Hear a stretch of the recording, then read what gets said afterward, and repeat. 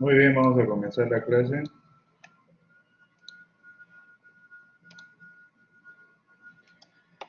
Ok, ¿ven bien ahí la pantalla? A ver, me confirman verbalmente, Sí, por doctor. favor. Sí, doctor. Sí, doctor.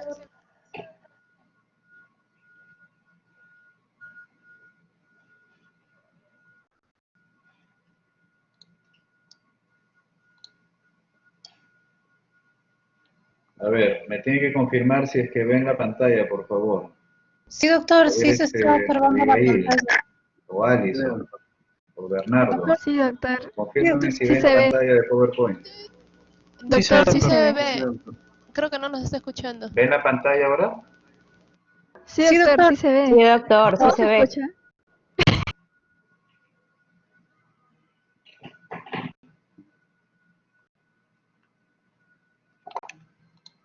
A ver, no los escucho. Ah, ya, no los escucho. A ver. Ya. Ustedes sí me escuchan bien, ¿no?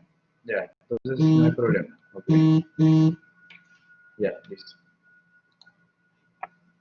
Muy bien, entonces vamos a comenzar la clase, ¿ok? Hoy día vamos a ver fisiopatología de la falla cardíaca y hay que empezar con la definición conceptual, fisiopatológica, porque la falla cardíaca puede ser clasificada de varias formas, hay definiciones clínicas, por ejemplo, considerando la clase funcional, considerando criterios ecocardiográficos, etcétera.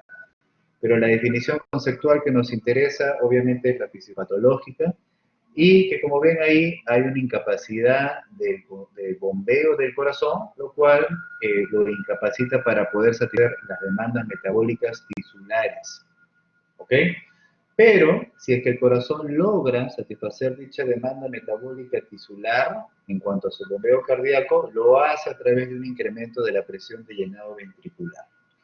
Entonces, esto en realidad es propiamente lo más importante en cuanto a definición conceptual de falla cardíaca, el incremento de la presión de llenado ventricular. ¿Ok?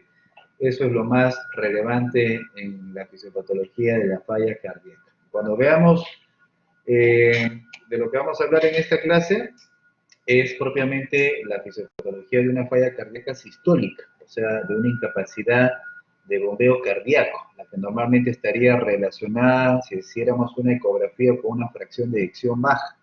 Esa es la clásica, la que normalmente siempre se estudia. Por supuesto que hay otras variantes.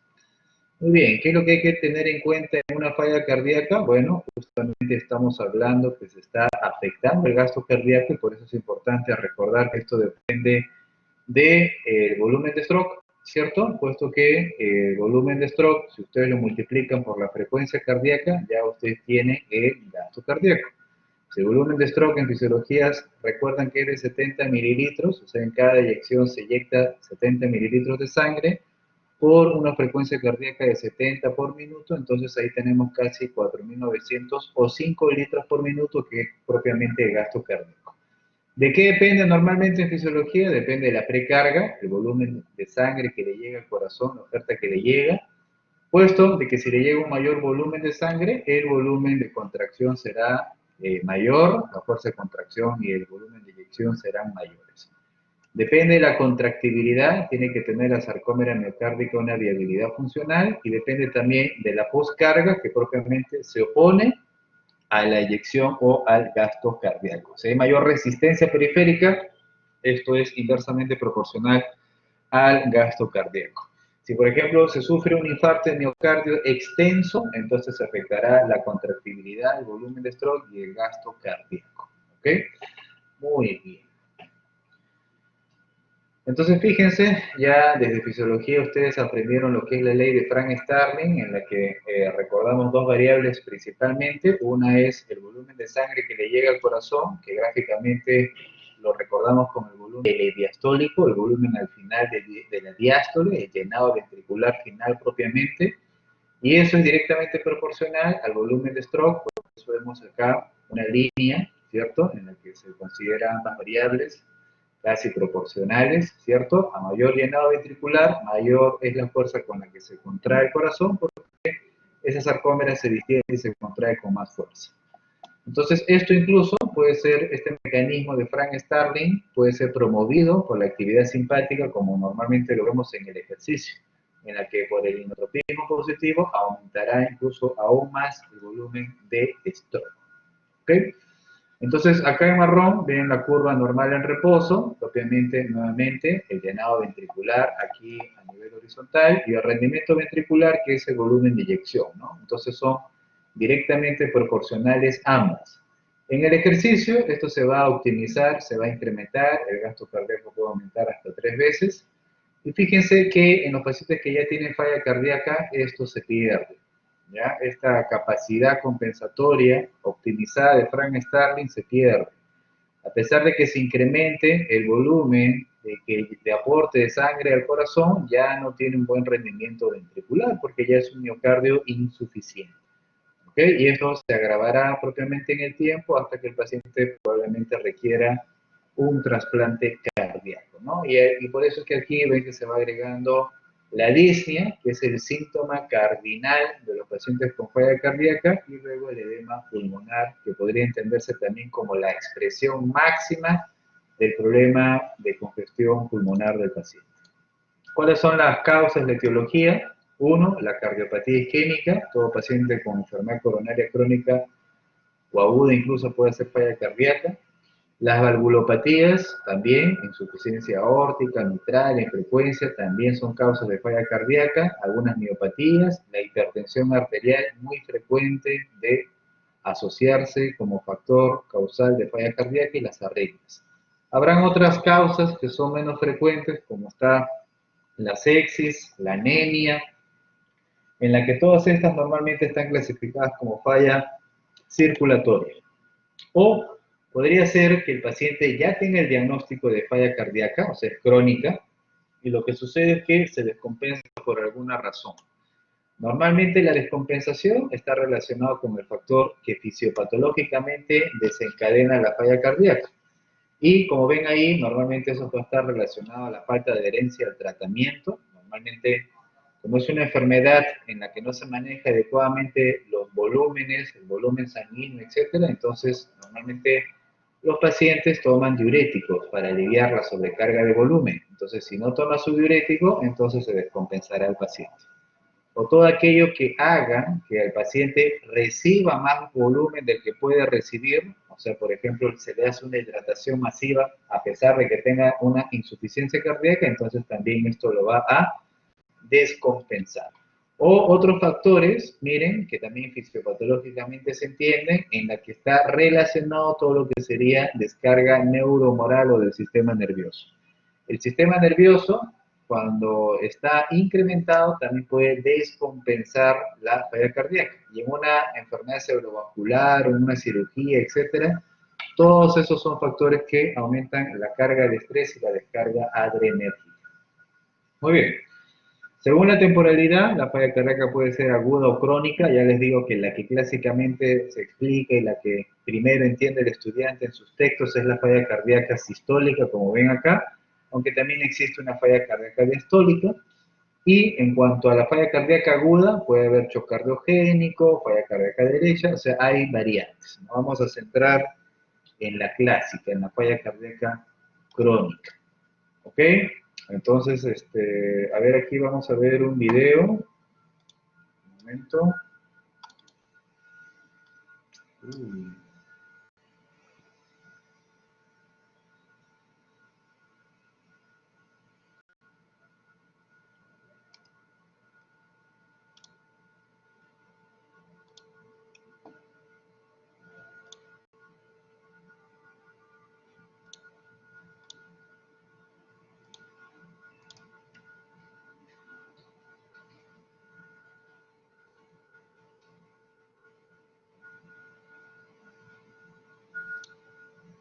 A ver, un momento, déjenme ubicar el video para poder ver esto. Un segundo.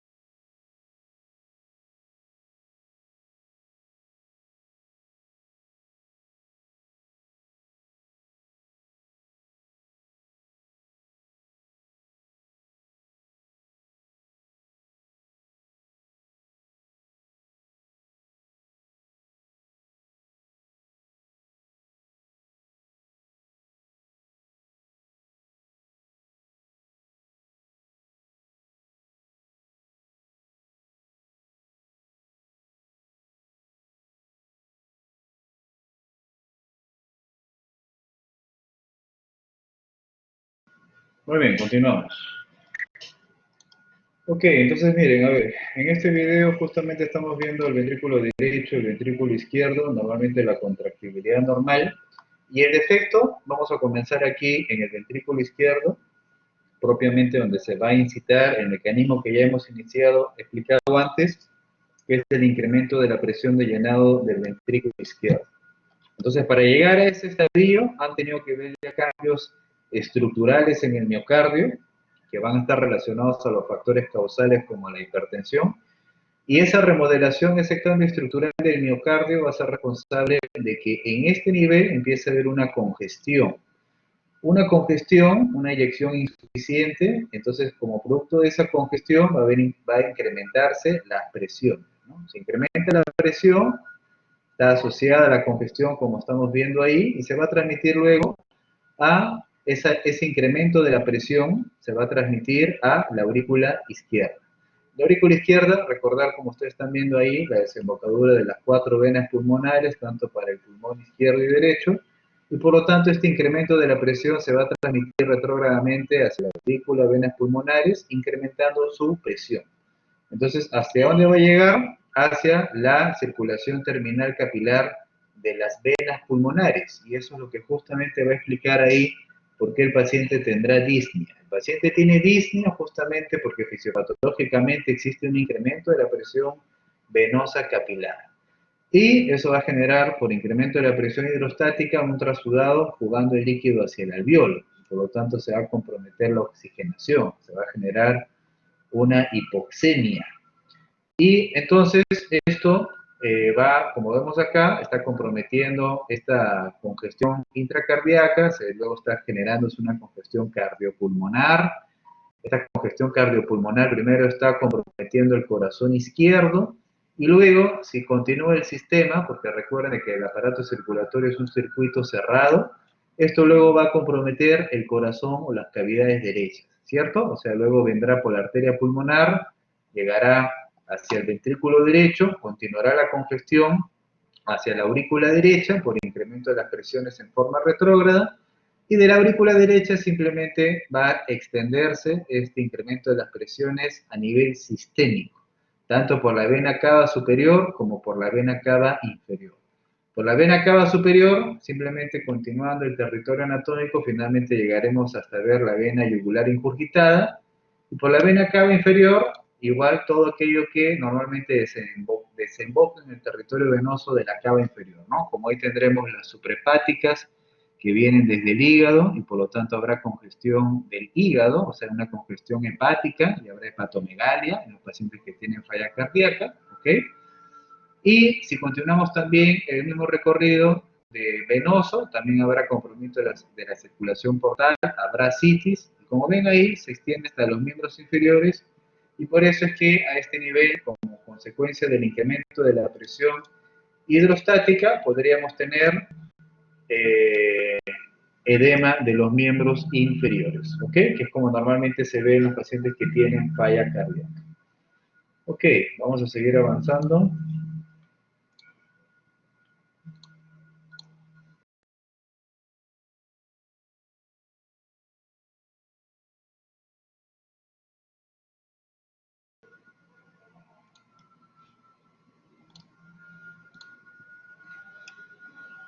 Muy bien. A ver, un ratito. Están viendo ahí, ¿no? Vamos a ver.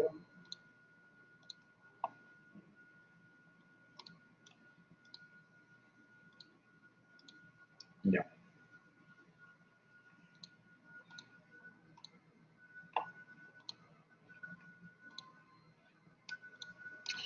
Ok, a ver. En esta diapositiva, fíjense que también nosotros estamos comparando lo que es el índice cardíaco, que no es otra cosa que el gasto cardíaco medido por metro cuadrado de superficie corporal, como están viendo aquí, y lo estamos comparando con la presión capilar en cuña pulmonar, ¿ya? Acabamos de hablar del incremento de las presiones capilares. Bueno, esto está muy relacionado a eso y ahora lo vamos a explicar después. Cuando se incrementa esa presión capilar y alcanza cierto nivel, evidentemente en el paciente habrá una congestión pulmonar. Entonces, cuando hay congestión pulmonar, vamos a estar en este rango En alguno de ellos vamos a tener el edema pulmonar propiamente, porque el paciente está congestionado, pero si a esto le agregamos la variable del gasto cardíaco, expresado en metros cuadrados, esto, miren, si es que está a su vez reducido, yo podría estar frente a un paciente con shock cardiogénico. O sea, en el shock cardiogénico yo puedo encontrar que el índice cardíaco o gasto cardíaco está reducido y al mismo tiempo está congestionado. ¿Ok? Muy bien. Estos son otros modelos para poder entender la funcionalidad del corazón. Miren, si la presión ya no está incrementada, entonces ya no estaré en una falla cardíaca, ¿cierto? También podría estar en lo contrario. En lo contrario podría ser que el paciente más bien esté deshidratado en un shock hipovolémico. Si tú tienes shock hipovolémico, no vas a tener congestión pulmonar, por eso es que la presión capilar va a estar en este rango reducida. Y como tienes poco volumen que le llega a tu ventrículo, entonces el gasto cardíaco también será menor y por eso estarías en este rango. Diferente a lo que sucede en la sepsis, en la que más bien el gasto cardíaco está aumentado, pero como consecuencia de que la resistencia vascular periférica está disminuida y tampoco tenemos aquí congestión pulmonar. ¿Ok? Muy bien. Hemos hablado de la presión capilar en cuña pulmonar. ¿Cómo se calcula la presión capilar en cuña pulmonar? Bueno, yo tengo que introducir un catéter por las venas del paciente, femorales, por ejemplo, hasta que llego a la vena cava inferior y así llego hasta el corazón. Por ahí, luego voy a introducir mi catéter en la aurícula derecha, en el ventrículo derecho, y el catéter va luego a llegar por la arteria pulmonar hasta enclavarlo aquí en una zona terminal de la circulación pulmonar. ¿Ok?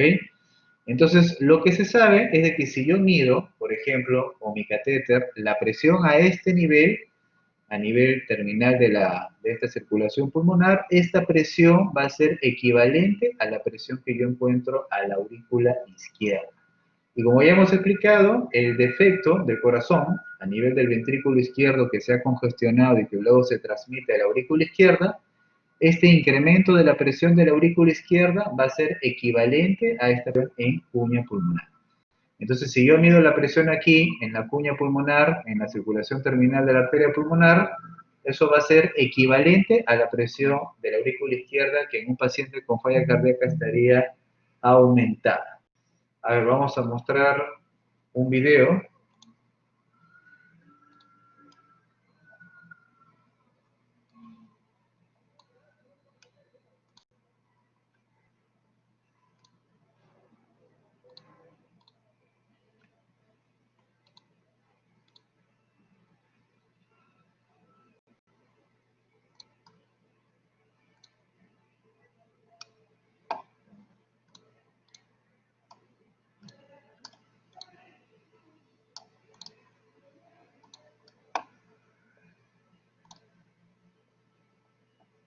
Muy bien, entonces ahí están viendo cómo se introduce el catéter por el lado derecho del corazón, entra por las venas para no lesionar las arterias y llego hasta la circulación terminal pulmonar, solo que la medición de la presión a este nivel va a ser equivalente a la de la aurícula izquierda. Por eso cada vez que yo digo presión capilar en cuña pulmonar, en realidad ya es una equivalencia a la presión de la aurícula izquierda que estaría incrementada si es que el paciente tiene insuficiencia cardíaca. Por eso, cuando la presión capilar en cuña pulmonar es más de 18 milímetros de mercurio, eso está relacionado a la presencia de disnea y de congestión pulmonar. ¿Ok? Muy bien.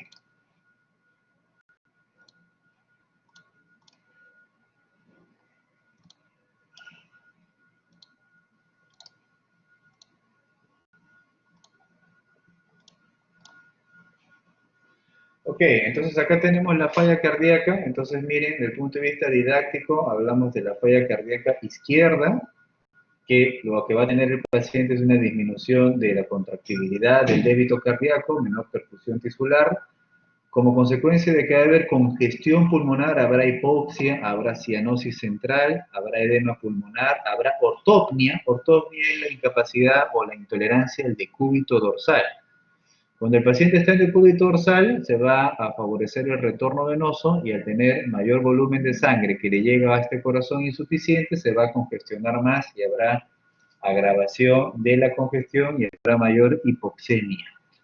Y la disnea paroxística nocturno es un evento paroxístico, significa que es brusco, es abrupto, agudo, y es una complicación que se da en los pacientes también en la noche, o sea, por igual están en decúbito dorsal, la misma explicación, sobrecarga y sobrecongestión de volumen, y la diferencia es de que el paciente se levanta bruscamente por la sensación de disnea. Incluso puede llegar a una expectoración hemoptoica, grosella, que le decían antes, por la ruptura de los vasos capilares que están con incremento de la presión capilar. Entonces el paciente lo que hará es colocar las piernas al borde de la cama para así reducir la congestión, quiere que la abran la ventana porque tiene sensación de falta de aire, y este síntoma normalmente ya se asocia a una mayor gravedad o severidad de la enfermedad, ¿no? Esto ya muy bien puede estar relacionado con el edema pulmonar del paciente.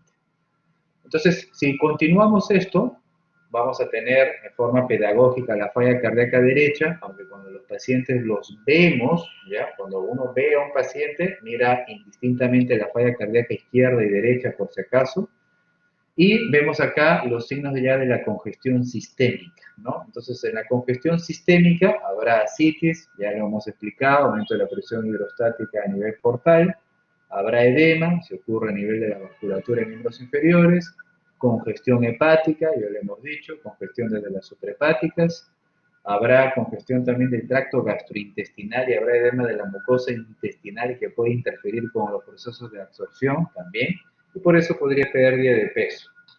Muy bien. Entonces, en esta falla cardíaca crónica, miren, hay un continuum fisiopatológico. Primero el paciente que es sano, luego el paciente que tiene factores de riesgo como la hipertensión, entre otros, y está asintomático, pero el corazón empieza ya a tener cambios. Esos cambios permiten que luego esto se compense, o sea, el corazón cambia de forma justamente para tratar de compensar estos factores que son causales e injuriantes. Pero luego, a pesar de que el corazón ha cambiado de forma, nuevamente ya se descompensa y es cuando ya lo veremos con los síntomas de la disnea, ¿no? Hasta que al final el paciente se vuelve refractario. Entonces, ¿en qué consisten los mecanismos de adaptación? Pueden ser de dos tipos, de corto y de largo plazo. El de corto plazo justamente es el de Frank Starling y la activación del sistema neuromoral. En la activación del sistema neuromoral hay que aumentar la actividad simpática, ahorita vamos a ver, hay una infrarregulación de los receptores beta-adrenérgicos, hay también una respuesta del sistema renina-angiotensina-aldosterona, de la vasopresina, incremento de los péptidos natriuréticos para evitar la sobrecarga de volumen y la natriuresis y favorecer la natriuresis. Entonces acá lo estamos viendo, miren, cuando el paciente tiene un gasto cardíaco reducido, se supone que el corazón trata de optimizar el gasto cardíaco. Entonces, ¿cómo lo logra? Bueno, desde el punto de vista de la activación del sistema neuromoral. Entonces, neural porque la vía autonómica por el sistema simpático, ahí tienen del astro intermedio lateral, la cadena simpática lateral, va a generar inervación, ¿cierto? Plexos simpáticos cardíacos y va a generar efecto inotrópico, por ejemplo. O la misma inervación simpática también va a llegar, por ejemplo, aquí, a nivel de la glándula suprarrenal en la médula y va a favorecer la liberación de adrenalina, también tendrá efecto inotrópico. O también porque hay una correlación entre el sistema nervioso y favorecer la liberación de renina. ¿Ok? Muy bien. Entonces, eso favorece la activación nerviosa. Y humoral le decimos, por ejemplo, por la misma activación del sistema renina-angiotensina-aldosterona. ¿Ok? Porque el sistema renina-angiotensina-aldosterona, que acá lo podemos recordar, miren el precursor que es el angiotensinógeno del hígado, que se va a transformar por la renina desde el riñón a angiotensina 1, y luego por la enzima convertidora de angiotensina vamos a tener la angiotensina 2 para que luego esta produzca aldosterona. Entonces, tanto la angiotensina 2 como la aldosterona retienen sodio y la aldosterona además retiene sodio y agua.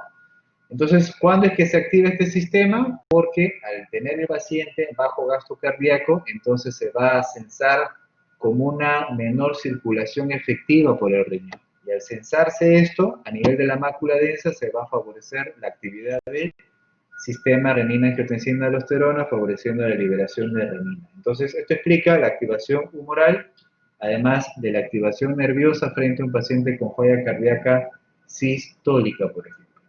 Además, otros factores aferentes o estímulos que generan que se desencadene la respuesta simpática es justamente porque hay varios receptores que van a sensar este bajo gasto cardíaco y todo esto se sensa y finalmente tener la respuesta efectora del sistema nervioso. Por otro lado, si tenemos un menor gasto cardíaco, tenemos una menor volemia y eso también se va a sensar a nivel del hipotálamo, porque en el hipotálamo tenemos también receptores dependientes del volumen que van a favorecer la liberación de la arginina, vasopresina o hormona antidiurética. Entonces esto al final va a favorecer la retención de agua, puesto que está sensando que hay menor volumen del paciente fisiopatológicamente, y por eso la ADH estaría incrementada en los pacientes y al final los pacientes van a retener más agua que sodio en su cuerpo. ¿Ok? Entonces todos estos mecanismos neuromorales estarían activados y crónicamente van a estar activados. O sea, se activan en una etapa aguda, temprana, pero luego permanecen en el tiempo. Y los mecanismos de adaptación a largo plazo es la remodelación miocárdica. ¿Qué cosa es la remodelación miocárdica? Lo que decíamos antes, ¿no? El corazón cambia de forma por diferentes factores neuromorales, genéticos, mecánicos, y se altera la geometría y función ventricular. Entonces, ¿qué es lo que explica este mecanismo? Lo explicaba mejor Laplace, ¿no? Laplace siempre hablaba del ejemplo del globo. ¿Qué cosa decía Laplace? Que cuando uno insufla un globo, entonces el globo va a aumentar de volumen, lógicamente, y al incrementarse el volumen, significa que está incrementando su radio y la presión dentro del globo. Al mismo tiempo, las paredes del globo van a aumentar su tensión. Entonces, por eso es que Laplace decía de que la tensión era directamente proporcional al volumen y al radio. Eso es lo que decía Laplace, y cuando lo traspolaba al corazón, justamente es lo mismo, ¿no? Si tú tienes tu ventrículo que está dilatándose porque le llega mayor volumen o mayor presión, entonces la tensión de la pared de ese ventrículo también va a estar aumentada.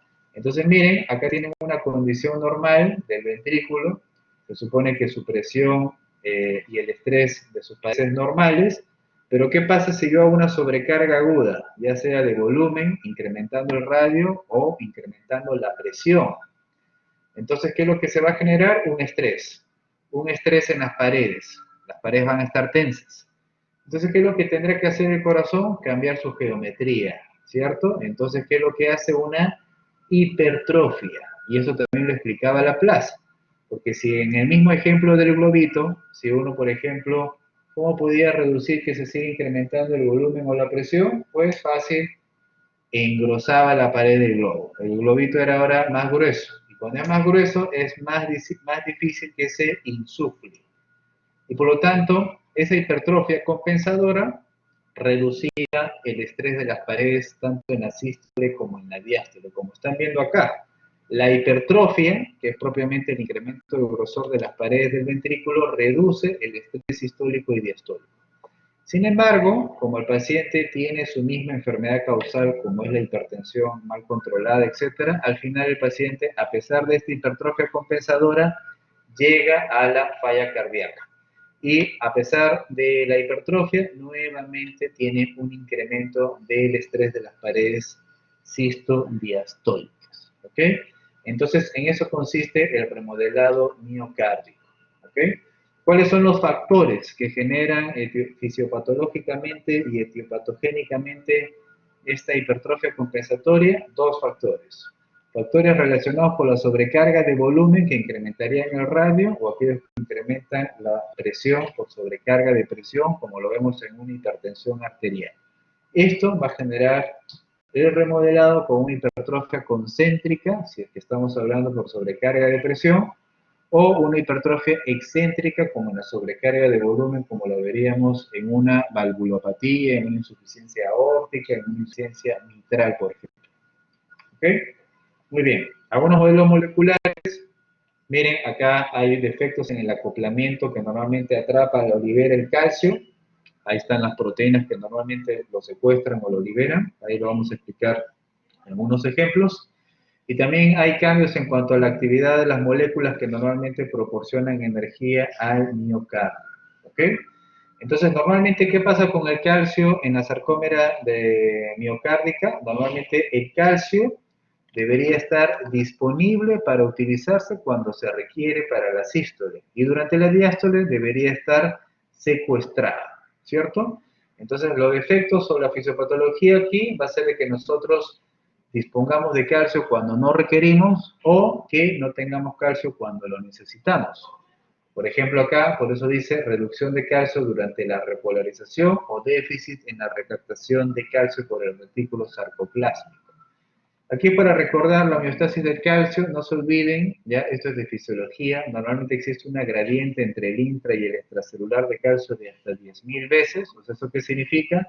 Que la concentración de calcio en intracelular es ínfima, predomina más en el extracelular, y porque justamente el organismo se encarga de sacarlo, ¿no? Mira, acá tienen una bomba que intercambia sodio con calcio, bombas de calcio propiamente, bombas de calcio dependientes de ATP, o por acá esta molécula proteica que es la cerca, que es la que secuestra el calcio en el retículo sarcoplásmico. ¿Esto qué significa? Que la célula procura siempre no tener una gran concentración de calcio en el intracelular, puesto que eso va a generar un desbalance proapoptótico, o finalmente puede llegar a la necrosis incluso. Entonces, ¿qué pasa en los pacientes que tienen falla cardíaca? Miren, normalmente tenemos acá una proteína que normalmente inhibe la cerca, que es el fosfolambano. Y esto tiene una correlación con la inervación adrenérgica. ¿Qué pasa en la falla cardíaca? Hay una activación neurohumoral. Por lo tanto, aumentan 2 a 3 veces los niveles de noradrenalina. Al aumentar los niveles de noradrenalina, hay el fenómeno de downregulation y por lo tanto se reducen los receptores beta-adrenérgicos. Entonces ya no se va a activar su mecanismo de segundo mensajeros, ¿cierto? Va a estar reducido la enelato ciclasa, el AMP cíclico. Entonces, ¿qué va a pasar con el fosfolambano? Con el fosfolambano ya no se va a inhibir, puesto que normalmente se inhibía, y al incrementarse se va a favorecer su actividad. ¿Y su actividad cuál es? Es inhibir a la cerca. Si tú inhibes a la cerca, entonces no vas a poder secuestrar adecuadamente el calcio por el retículo sarcoplásmico. Ese sería el defecto molecular en la falla cardíaca. Habría una deficiencia del cerca. ¿Por qué? Inicialmente porque está aumentado el fosfolambano. Pero a largo plazo, como este paciente tiene ya crónicamente reducida la cerca, entonces el fosfolambano crónicamente ya no tendría quien inhibir y por lo tanto al final veríamos los valores reducidos. Así es como se explica normalmente esta interacción. Al tener mayor concentración de calcio, porque no se secuestra, o incluso si es que no tengo fuente de energía, entonces no lo voy a eliminar con las bombas dependientes de ATP, y al tener mayor disposición va a generar los mecanismos proapoptóticos. Al final se va a ir desvitalizando esa sarcómera miocárdica. Eso sería en cuanto a los mecanismos moleculares, finalmente en cuanto a la falla cardíaca. Muy bien. ¿Tienen alguna pregunta?